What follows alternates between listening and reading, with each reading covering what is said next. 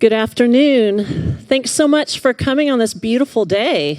We kind of robbed you of an hour of beautiful sunshine, so thanks for coming. I get to share about what I do. I'm Sue Kohler. I'm the Resident Outreach Coordinator. And the biggest question I get is, what do you do? What is a Resident Outreach Coordinator? So I kind of had to look it up myself. This is my family, and our new dog from Saving Grace. So a Resident Outreach Coordinator acts as a liaison between residents and the Springmore organization, creating a welcoming and supportive environment. So it kind of sounds like I walk around and just have coffee with everybody, which I would love to get paid to just do that, which is awesome.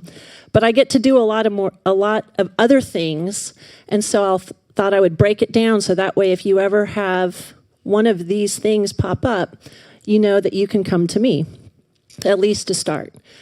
So individual support, I get to build relationships with you, individuals, and connect you with support services. That can be arranged. From the past couple years, I've realized that I can be a help for you in transportation outside of what Springmore can provide. Some counseling. I am getting my licensed clinical social work associate, so I have a couple folks that have granted me permission to walk with them in some adjustment issues, and that's been a real privilege. Connecting you with home care here at Springmore or other options. Pet care, knowing how to take care of your pet when you're in the hospital, and maybe when you need more help walking your dog.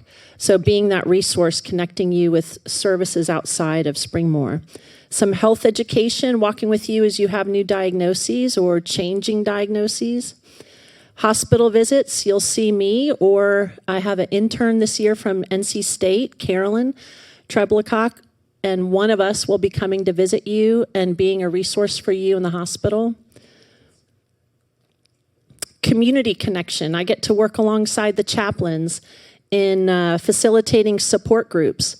We have a low vision support group that operates every other month, North and South Village, and that was started by residents, and they just said, we need a low vision support group. So I got going. And so we've had a really productive group that we've learned a lot. I've learned a lot. And we've brought folks from outside Springmore in to let us know what's available for folks as they're adapting to low vision. And dementia caregiver support group, we have that right after this, of helping caregivers connect with each other, know how Springmore works as they care for their loved one, what options they have for care, and then also just resources outside of Springmore. Parkinson's support group, along with Trinity Rehab. We have a really active Parkinson's support group that meets once a month. We have grief groups with the chaplains. We have a 5-week grief group starting today in the chapel.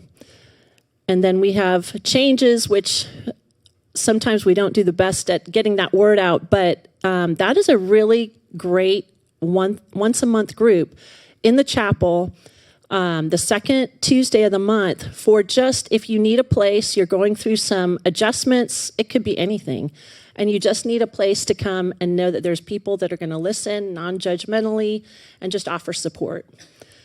And then education, just opportunities to provide education of how do you navigate the levels of care at Springmore. And that can be for you, and then also for families. I can facilitate family meetings. And those can be about ensuring safety in the home. I work closely with Kelsey, and when there's concerns raised about residents' health changes or just issues issues in the home, we want to support you in independent living. And so I get to work alongside Kelsey in the clinic in meeting, trying to figure out what are your goals and how can we support you with those.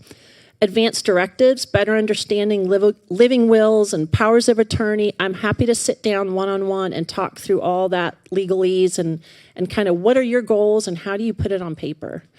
And how do you update that?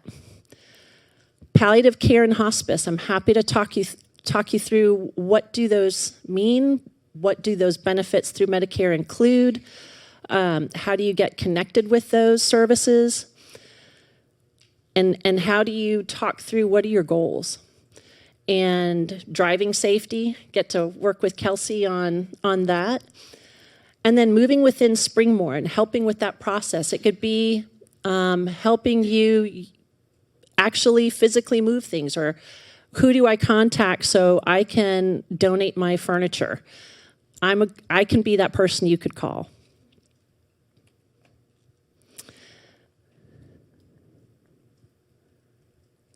So that I thought there was another list of things that I do, but apparently another task as assigned. But it's a privilege. This is going on my second year working here. I've learned a lot, and so I get to work with kind of everybody. And so I look forward to meeting you. Feel free to give me a call. I'm now over in South Village, but I hoof it over here every day also. So thanks so much. And the next person you'll have is home care.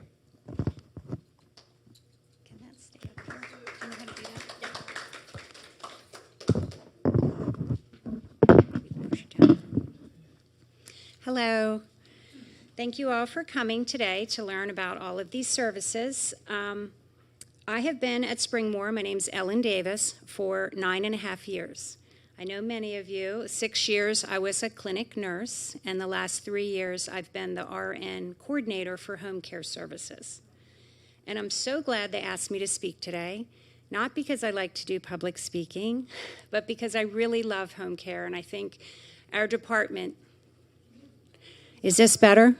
Okay. So I'm Ellen Davis. I love working with all of you in home care. I've been here 9 years. The last 3, I've been organizing the home care agency. One of the things that I find is really special about our group is all of our employees and all of our caregivers. And before I go further, I want to introduce a few people on our home care team. Richard Settle. He is our home care director. He handles all administrative responsibilities. He also has some duties with other community agencies within Springmore. Christine Stockmo, she joined us in February of 2024. She's another registered nurse, my right-hand person. She helps with all different aspects of home care. And then we have Danya Melvin. Many of you know Danya. Danya's been with the agency since we started, and her role is indispensable. Okay, so now I have to do this. It didn't move. Turn down, or is that arrows? You can go on it. I knew they'd throw me a wrench. It isn't working.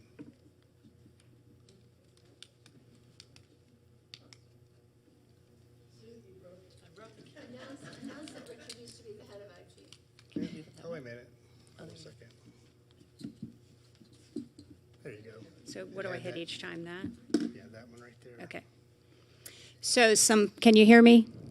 Some fun facts about Springmore Home Care Services. We have been an on-site agency since 2011, so we're in our 14th year. We currently serve 100 residents at Springmore. About half of them live in the health center, and the others live in independent living or supportive living. Our staff consists of 42 caregivers. Most of these are certified nurses assistants, and all of our aides are employees of Springmore.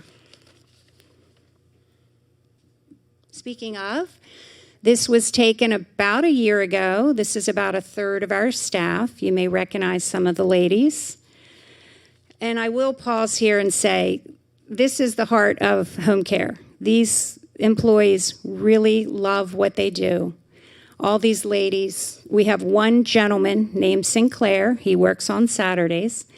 And they just go above and beyond every day. So I really appreciate it. It's a joy to work with them. Some fun facts about Springmore. Let's see. The RNs will start, if you are interested in home care, you just need to call me. We'll give you the numbers at the end. I'll meet with you in your apartment. We'll talk about ways home care can help you. So the RN initiates the services. Then we meet with Danya, the scheduler, to determine the right match of a home care aide for you. The nurses then, myself and Christine, visit every 90 days to make sure things are going well. One of the benefits to being here is we see you much more frequently than every 90 days because we're all in the same community. Home care services are often covered by long-term care insurance. So if you all have a long-term care insurance policy, we have an employee named Amanda Wetzel, and she can meet with you to look at the details of that policy. She's very helpful with that. Now, our main focus is our residents here at Springmore, but one exciting new area is we are doing a few home care cases of residents on our waiting list that are going to move in here soon, and they have identified some needs in their home. So Richard and Christine are working primarily, we call that external, and we have a few residents that are going to be moving into Springmore that are getting home care outside of Springmore, and we think that's very exciting. Some of what home care aides do in the home is we provide companionship. We provide socialization. We accompany residents on walks, go to the gym together. Some people have expressed to me that they want to use the gym, but they're a little nervous about the equipment. So I think this is a great role for home care aide to be there with you. We help with, a big part of what we do is organizing and decluttering. We'll sign you up. We work with like seasonal clothing. Some people have like their Christmas decorations. The aides will help you get those out of storage and set them up. That's really a fun aspect of what we do, I would say. We also can help with activities of daily living, ADLs, which is things like helping shower assistants, helping with dressing, helping with continence issues. So we can do more than just clean. We do laundry, ironing, help organize clothing. We can do some simple meal preparation, or go down to the grill and get you lunch if you're having kind of a down day.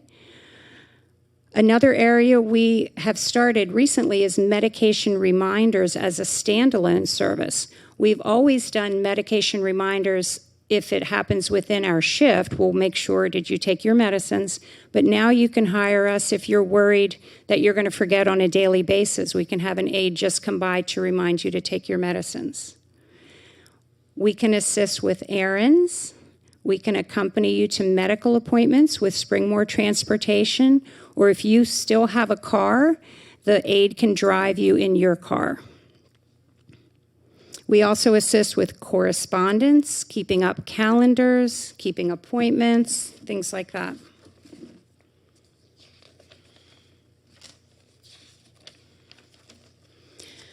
In closing, I've written down a few comments that have been shared with me from residents recently about their home care experience. So I'll read these to you. And these were quotes. "She is great. She knows just what to do to help me when she visits. My aide is more than just an aide. She is a good friend. I look forward to her visits." And then I love this one. "I love my wife, but I also enjoy some time away. And I know she is well cared for by the home care aides when I leave for a few hours."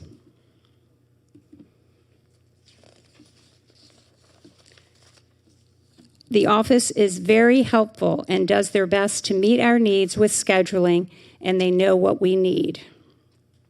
And finally, "Having a little bit of home care help each week has allowed me to stay independent longer, for which I am grateful for." That's another recent picture, a going away party for Linda, one of our dear aides that we let her retire. We didn't want her to.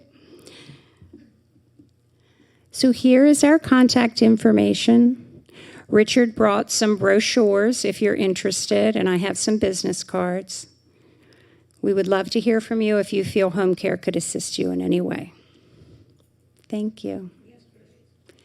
Sure. We could now, or we can wait till the end. What is your choice? We'll wait till the end. Thank you.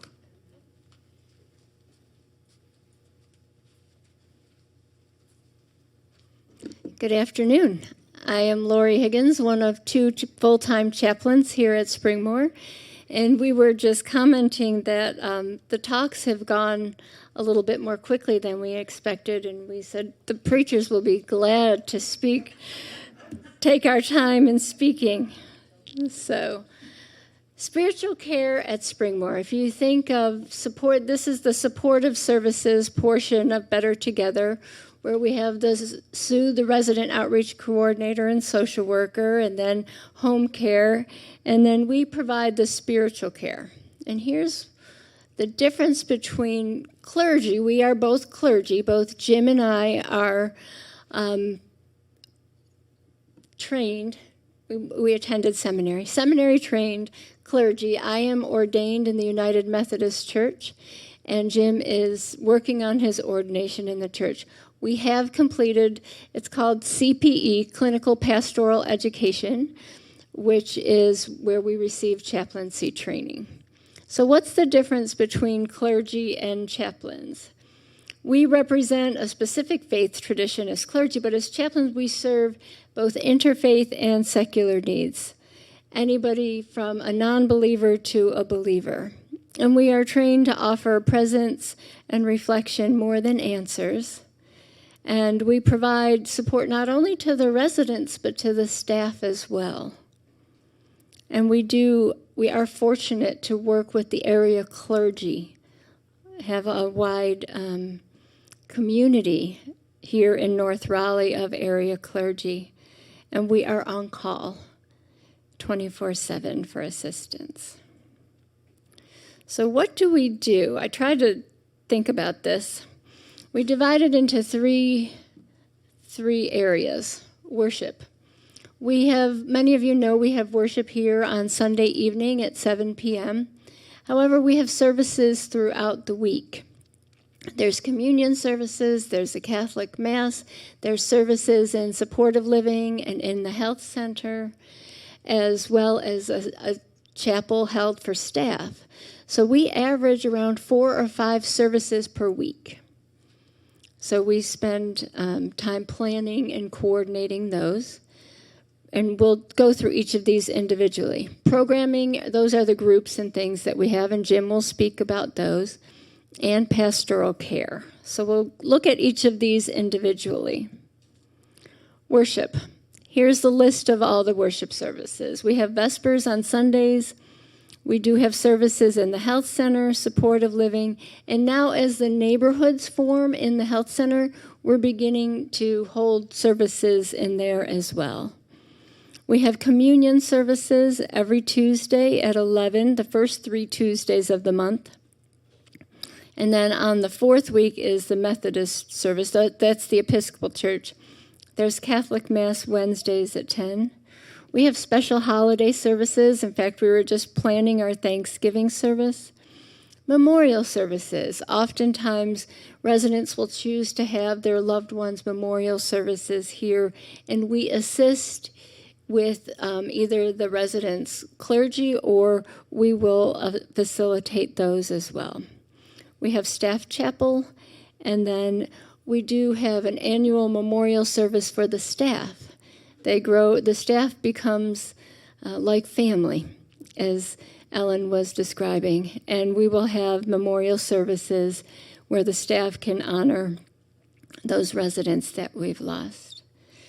Jim started with us a few months ago, and he is going to come and speak about our programming.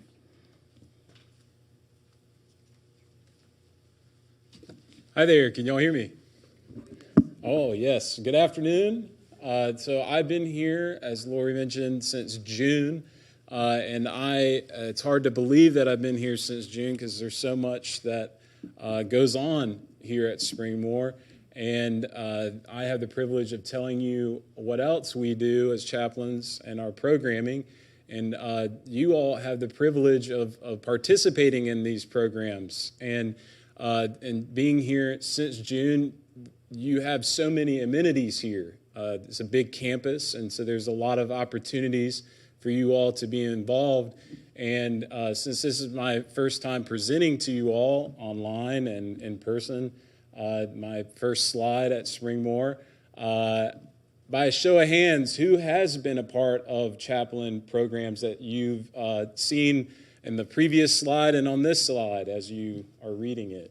Who has been a part? So a lot of you, and I hope that a lot of you watching this have been a part of it too. But what we offer, and it's cut off there at the top, I apologize about that, but we have discussion groups, a lot of discussion groups.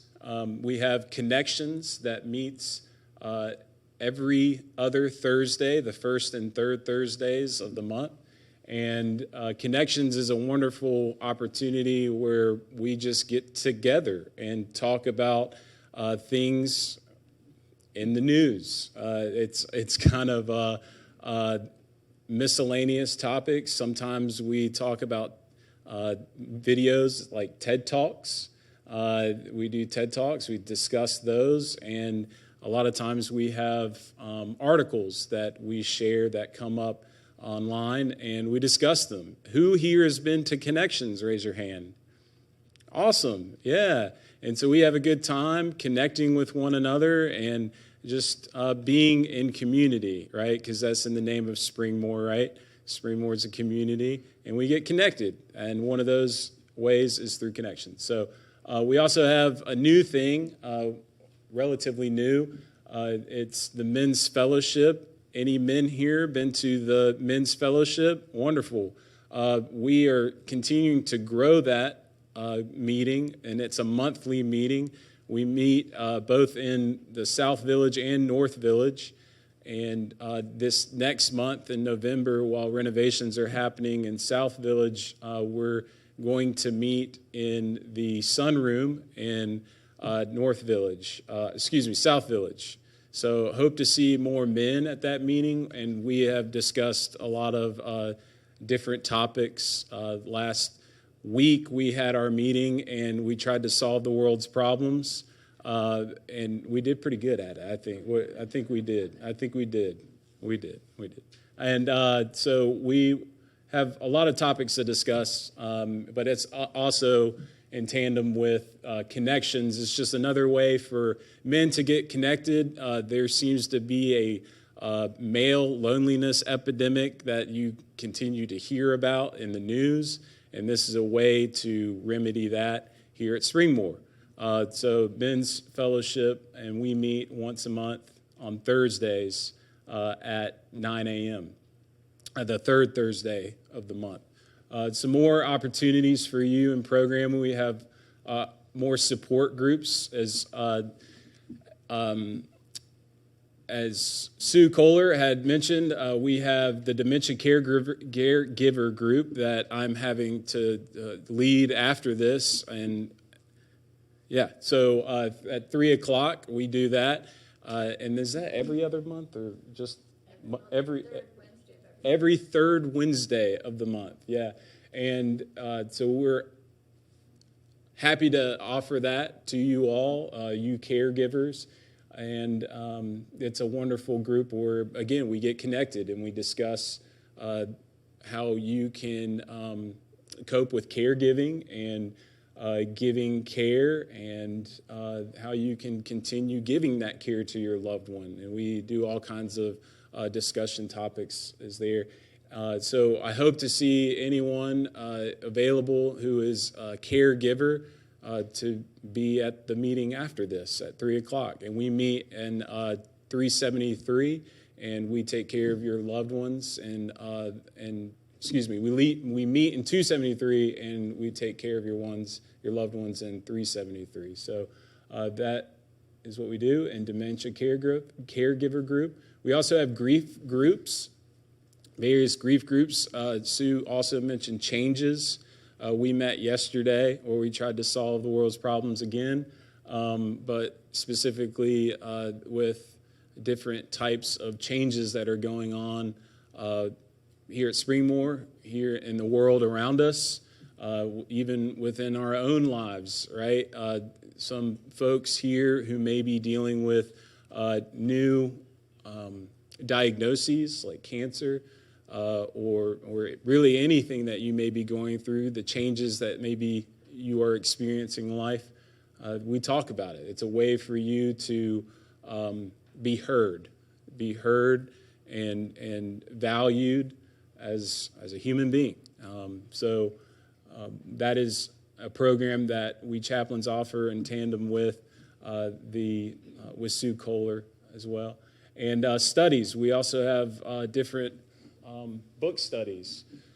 This past month, I finished the Gospel according to Luke, and Caroline, our intern, helped out with that. Caroline, wave your hand. That's our intern helping us out this semester, and we look forward to having more studies this next month in November. In the Pathways, we've got our Advent study coming up that you can sign up for. And I failed to mention that you can sign up for all of this stuff in the Pathways portal, or calling that number in the Pathways too to sign up for these things. So we do book studies, Bible studies, and then we have our chaplain movie here in the auditorium where we get to pick out. We have the very awesome, fun opportunity to pick out movies for you to watch.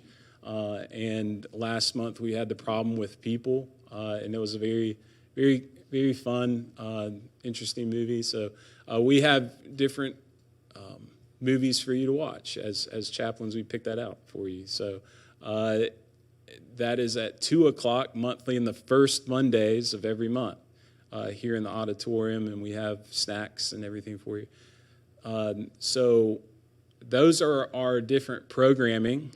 And I'm going to take it to pastoral care. Okay, well, I'm going to continue. I get 2 slides. So we got pastoral care, supportive. We obviously do counseling. You can come by or you can call us. Our number is, I think, on the next slide. You can call our extension and set up appointments for counseling, for prayer. Obviously, we, with all the programming that we do, we kind of stick around and counsel and pray with you afterward.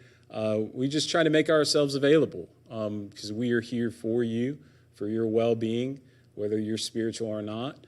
And we want the best for you. We want the best spiritual care for you because you are all loved, and we hope you feel that love, right? And we also have end-of-life planning, and here we have copies of memorial instructions and vital information guide for planning your end-of-life. And we did this series, end-of-life planning series, last month, 2 months ago, and these forms were passed out. And along with that form, there's the obituary information guide so that we will be able to help you plan your end-of-life plans, what funeral home you would like to contact, how you would like to be buried, information like that. And we should be able to talk about these things, right? And not to sound all morbid or anything, but this is end of life. And we want the best care for you, and discussing these things is of value to you. And we want you to feel loved and appreciated and of value during that process. So we have forms for you to take home as you think about these things. If you would like to take a copy, we'll have them available for you after this. And then, like I said, end-of-life planning, and we'll be present with you during that process. And you can obviously email us or call us if you would like to meet with Chaplain Lori or myself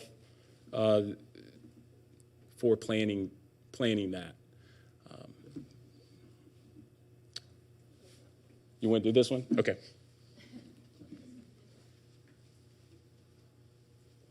We figured we would divide and conquer. So what do we provide? As Jim mentioned, programming when we get together in groups and have discussions, pastoral care. We talk about the season of life, that spiritual presence, offering compassionate companionships, kind of listening without judgment. In this stage of life, there's meaning making and prayer and rituals, like Sue, family support. It's a privilege to journey with your families as well.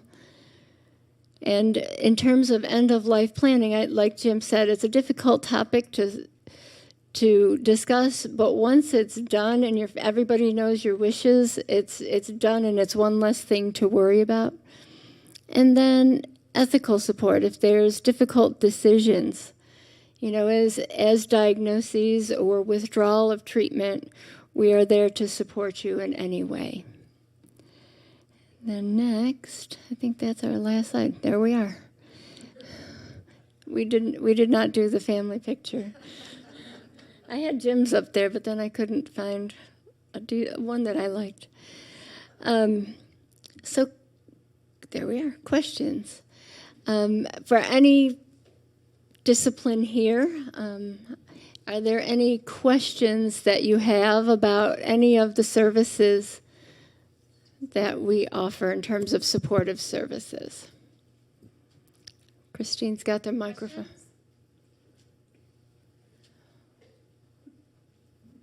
Any questions? Well, our discussions were so complete, there are no questions. I think you know that we are here. I think the supportive services, we are here to enhance and support you.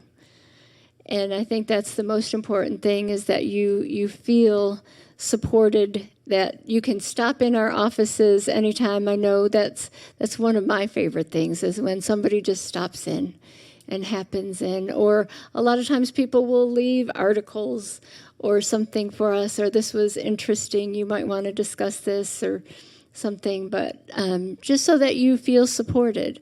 Or if you have any concerns, we are there to support you in any way. So if there's no questions, I think are we all through? Okay. Thank you all. Richard has Richard has home care brochures if you're interested in home care. And I do have these planning guides. A lot of times people take them and just fill them out whenever there's no urgency whatsoever. So I have these here.